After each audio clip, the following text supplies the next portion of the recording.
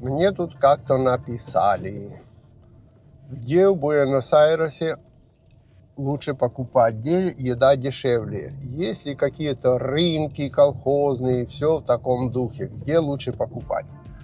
Сейчас будем рассказывать, пока едем. Значит, рынков типа колхозных я в Буэнос-Айресе не встречал. Наподобие того, где конкретный производитель приносит и продает товар. Типа какая-нибудь бабка, дедушка приехал там со своими сумками, со своими курями, со своим молоком, сыром. Такого я не встречал. Есть рынки выездные в районах, в таких, как бы приезжают такие машины, у них за ними ихние вагончики продуктовые, кто привозит мясо, кто привозит овощи, фрукты, другой привозит какую-нибудь курятину, третий еще что-нибудь. И в каждом районе в определенные дни, к примеру, в Бельграно в нашем районе они стоят во вторник, в других могут стоять в среду, в четверг. Им специально выделяется место, это такие выездные рынчики районные.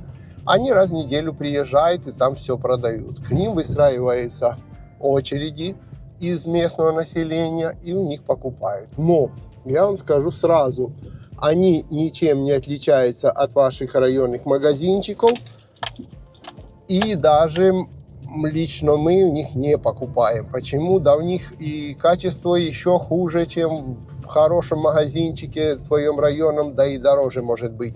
Потому что как бы эти магазинчики, которые у вас за углом, я беру, допустим, овощной магазин наш за углом. У него качество хорошее, он боится потерять клиентов, потому что думает, не придет соседка. А если местные не будут приходить, так он кому будет продавать? И он старается держать качество. Эти же разъездные, которые ездят, то в том районе постоят такой-то день, то в том, а оно рассчитано на каких-то стареньких бабок, которые в этом не сильно разбираются. Они думают, что это рынок и надо туда побежать. И они могут вам грузить все, что вы захотите.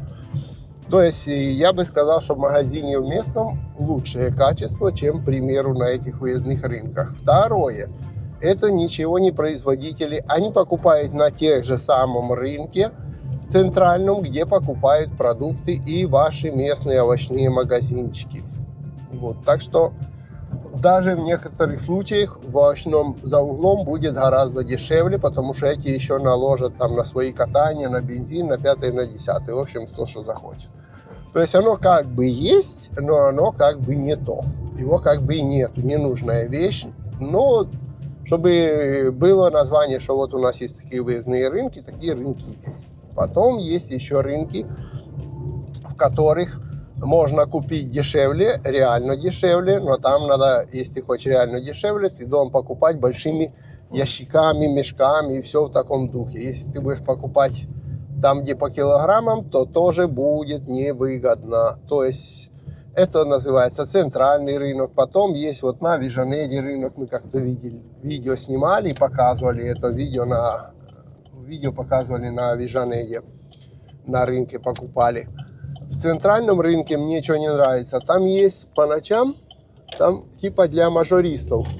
Мажористы это оптовики, для магазинов и для вот этих рынков по ночам. Но там надо брать ящиками, мешками и всем таким. И работает только ночью.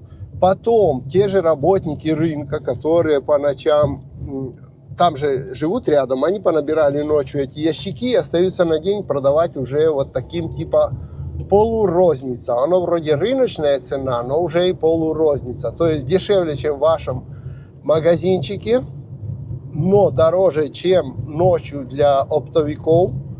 И вы туда должны еще доехать. И тоже там никто вам не даст выбирать. То есть, допустим, вы захотели, там могут продавать так. Не ящиками, но по 3 килограмма, к примеру, или по килограмму. Но никто вам не даст сумочку и не скажет, как в вашем овощном, иди выбери себе хорошенького там. Нет.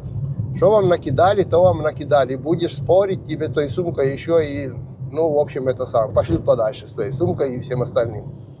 То есть там каких-то, ты приезжаешь со всех пригородов и много, и они там за клиента не держатся. А там все проходящие клиенты, никто там ни за кого не держится. Соответственно, такие рынки есть. Вот, так что, да, там дешевле, но и хуже по качеству товара. Не выберешь. Потом есть большие супермаркеты. даже такие прямо, вот, мы многих показывали, где тоже можно покупать большими кусками, килограммами, там, ну, в общем, всем таким немаленькой расфасовки, ящиками, скидки там, как правило, если покупаешь больше товаров, тогда и скидка есть. Если покупаешь меньше товаров, тогда и скидки как бы и нету. То есть большее количество, там, допустим, написано скидка от 4 штук. Допустим, ты покупаешь там 4 шампуня, тогда тебе немного скидки. В чем-то есть, в чем-то нет. Но тут еще надо обращать внимание на такой вот прикол, что все такие вот рынки, супермаркеты, в каждом есть какие-то определенные товары, в которых них лучшая гамма, а есть сопутствующие, на которые они плевать хотели, и в принципе оно, ну, как бы не ихнее. К чему я к этому? Вот, допустим, возьмем такие сеть супермаркетов, называется Кото. Это Кото, в принципе, раньше всегда было тем, что оно было сетью мясных магазинов, потом стало сетью супермаркетов. То есть они и дальше придерживаются такой фишки, как у них лучшее, к примеру, мясо по качеству, потому что у них были свои поставщики, 5-10, они были сеть мясных магазинов, и они этого придерживаются и сейчас. Но, к примеру, теперь они стали типа супермаркетами, но, к примеру, они все равно не так уж хорошую одежду могут продавать или еще что-то, хотя они теперь ложат, что попало. Или вина там. А мясо хорошее. То есть тут надо немножко как бы знать специфику этих всех супермаркетов. Зачем вы хотите пойти? Если вы хотите, к примеру, купить немножко лучше мяса, я бы пошел в Кото, чем в Carrefour. Если вы хотите купить что-то там из товаров, таких как одежда, кастрюльки, еще какие-нибудь там инструменты, то, ну, такое сопутствующее, больше, лучше чуть-чуть, или может какие-то там, не знаю, вермишелька, то я бы пошел в Carrefour. Понятно, если вы хотите купить инструмент или что, вам надо идти в специализированные, есть по инструментам большие как бы магазины. Но основная, есть еще такая сеть Dia магазинов, мне она, ну, не нравится вообще никак. Не знаю, говорят, в Европе она там где-то даже ценится, эта Dia, но в Буэнос-Айресе, я считаю, это самая, я так считаю, может я и ошибаюсь, самая отвратительная из сети супермаркетов. То есть Jumbo, к примеру, очень дорогие. Совсем дорогие, а качество не скажешь, что там, ну, в чем-то, может, лучше положат кусочек мяса, обрежут, меньше костей туда всунут, но они будут продавать его в 2-3 раза дороже. То есть на любителя не все хотят сейчас платить дорого. Вот я вам приблизительно рассказал специфику, по которой надо искать. Если вы согласны, у вас есть фризер, у вас есть где хранить, вы согласны покупать большими ящиками и все, вы можете покупать это на центральном рынке. Можете даже ночью поехать на этот центральный рынок и купить как овощные магазины. Там ящик, там картошка. Многие раньше жили наши иммигранты, как бы целые более кучковались в определенном районе, в определенных домах. Такое было, я знаю, на Девото. И вот, к примеру, есть один дом, а в нем там половина квартир занимает, к примеру, наши иммигранты. Снимают. Соответственно, они что делали? Они складывались на весь дом, наподобие того, кто сколько чего хочет, килограмм, потом высчитывали, сколько это ящиков будет, и посылали 1-2 ребят, которые ехали со всеми этими деньгами ночью на этот рынок, и привозили на весь дом, а потом по кульках разбирали. То есть так получалось у них вообще самое-самое выгодное, то, что, ну, как бы сказать, самое. Это как покупают магазины. Потом, если у вас есть машина или товарищ, вы можете поехать на центральный рынок, купить уже, ну, там, сетками, сумками, по 3 килограмма, по 5 килограмм, тоже будет более выгодно. Что-то выкинете, не забудьте. Если вам дадут мешок картошки, то не значит, что это будет мешок отборной картошки. Там будет определенный процент картошки, который, конечно, будет и попорчена, и то, и все, и вы выкинете. И когда посчитаете бензин, и сколько вы выкинули, и сколько вы не успели съесть, и она там хранилась на балконе и тоже начала там эта картошка портится. И в конечном итоге вы почитаете, скажете, да ну нафиг, я вот это столько времени тратил, этот балкон мешком этим закидывал, что может мне надо было просто купить килограмм свежей картошки, потом еще раз килограмм свежей картошки. Может и не стоило столько вот как бы этого всего. Конечно, можно пользоваться еще таким моментом, что если вы вдруг где-то по Аргентине путешествуете, очень часто вдоль дорог продают тоже продукты. Местное население называются товары, региональные товары. То есть в этом регионе это выращивается и местный народ продает. Но не думайте, что они там лопухи нищие, которые продают это все очень-очень дешево прямо. Не-не-не. Они рассчитаны на продажу на туристов. И, соответственно, за все эти колбаски, сырки, которые там висят при дороге, тоже там цена довольно-таки неоднозначная, скажем так. Это раз. И второе, обратите внимание, не все там с хранением так хорошо, как кажется. Оно едешь, не обращаешь на это внимания, думаешь, о, смотри, тут колбаса, о, тут сыр, потом хоба. А ты подумай, что это в этой палатке, где нет ни холодильника, ничего, этот сыр провисел целый день. И какого он уже будет качества, этот сыр? Понимаете? То есть обращайте на это тоже внимание, иначе очень часто у нас бывало такое, что мы при дороге как бы думали, ну вот дешевле, купим, а потом оказывается, что оно плохого качества. Так же самое недосушенные колбасы, которые они думали, что не продадут, там понавешивали, к примеру, вот сушеная колбаса. Она еще сырая, а тут ты едешь, захотелось тебе, они тебе бах ее втыкнули, они скажут, что не покупай, она еще там не дозрела, надо бы, чтобы еще несколько дней повалялась, эта колбаса повисела.